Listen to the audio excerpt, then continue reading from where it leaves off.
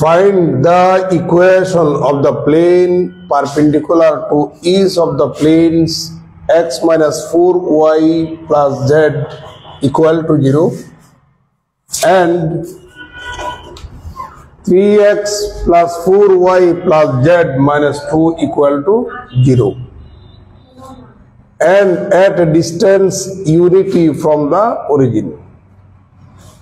এমন একটা প্লেনের সমীকরণ নির্ণয় করতে হবে যে প্লেনটা প্রদত্ত দুটা প্লেনের সাথে পারপেন্ডিকুলার, শুধু তাই নয়, মূল বিন্দু হতে ওই প্লেনটার দূরত্ব 1 ইউনিটি 1। সলিউশনটা দেখুন।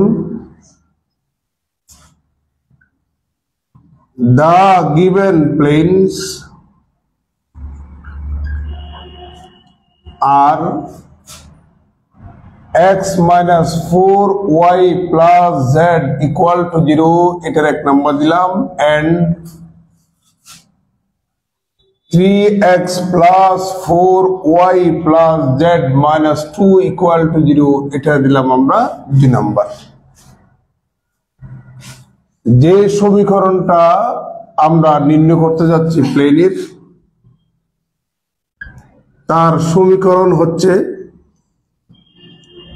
let the required plane be x plus by plus cz plus d equal to 0। আমরা মনে করে নিচ্ছি এটাই হচ্ছে আমাদের নির্ণয় প্লেনের সমীকরণ, যে প্লেনটা আমাদেরকে নির্ণয় করতে বলেছে। প্রশ্নে বলেছে এই প্লেনটা এই প্লেনের সাথেও লম্ব, এই প্লেনটা এই প্লেনের সাথেও লম্ব। সিন্স যেহেতু দা plane 3 is perpendicular to each of the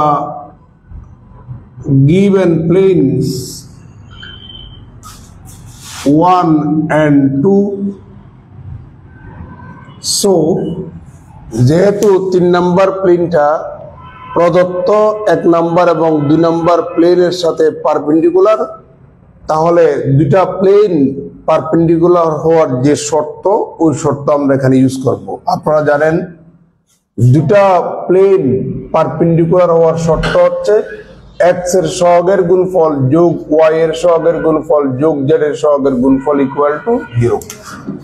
তাহলে আমরা এখানে পাচ্ছি a minus 4b plus c equal to 0, আর একটা হচ্ছে 3a plus 4b plus c equal to 0।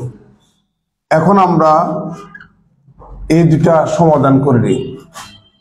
a divided by b divided by c divided by a যদি বাদ যায়, এখানে পাচ্ছি আমরা -4 এটা বাদ, তাহলে পাচ্ছি 3 - 1 এটা বাদ, 4 plus 12, তাই না? that is a divided by -8 equal to b divided by 2 equal to c divided by 16।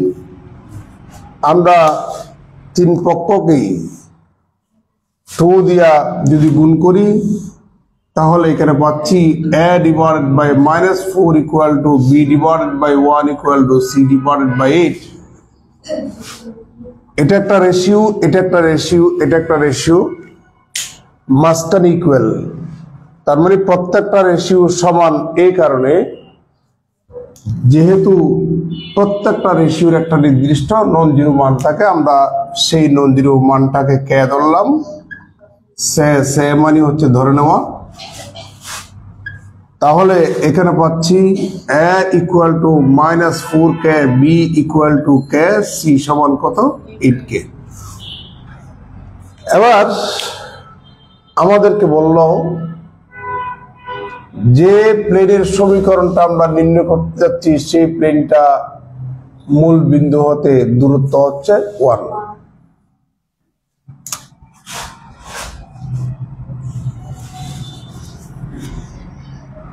তাহলে সিন্স যেহেতু the distance of the plane 3 from the origin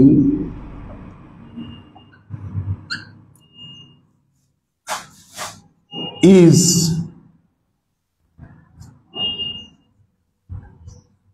unity, so distance বললে always perpendicular distance।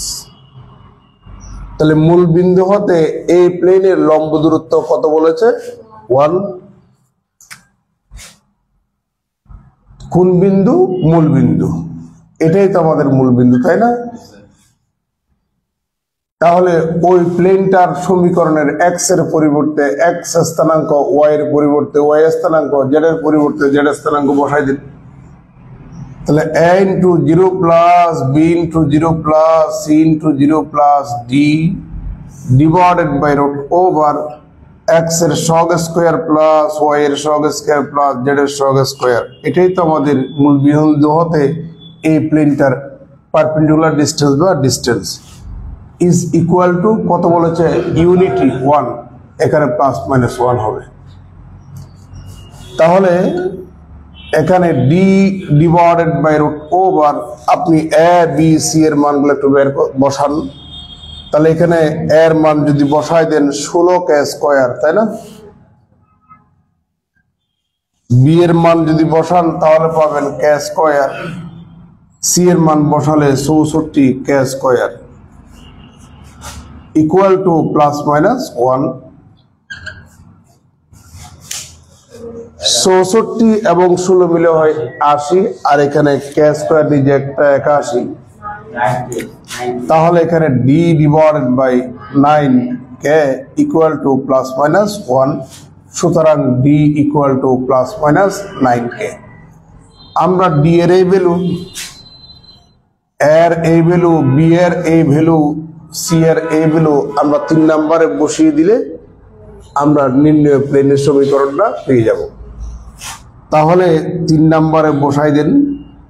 a সমান হচ্ছে -4k into x, b সমান হচ্ছে k into y, c সমান হচ্ছে 8k into z, d সমান হচ্ছে plus minus 9k equal two 0।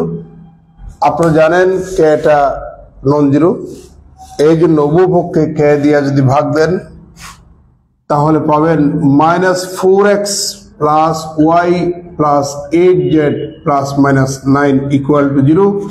পাশে লিখে দেন যেহেতু k is not equal to 0, that is 4x minus y minus 8z এটা হয়ে যাবে মাইনাস প্লাস 9 ইকুয়াল টু 0। এখানে দুটা প্লেন, একটা মাইনাস ওয়ালা আর একটা প্লাস ওয়ালা। তাহলে এখানে লিখবো আমরা which are the required planes। এটাই হচ্ছে আমাদের নির্ণয় প্লেনগুলির সমীকরণ। তুলে নিন।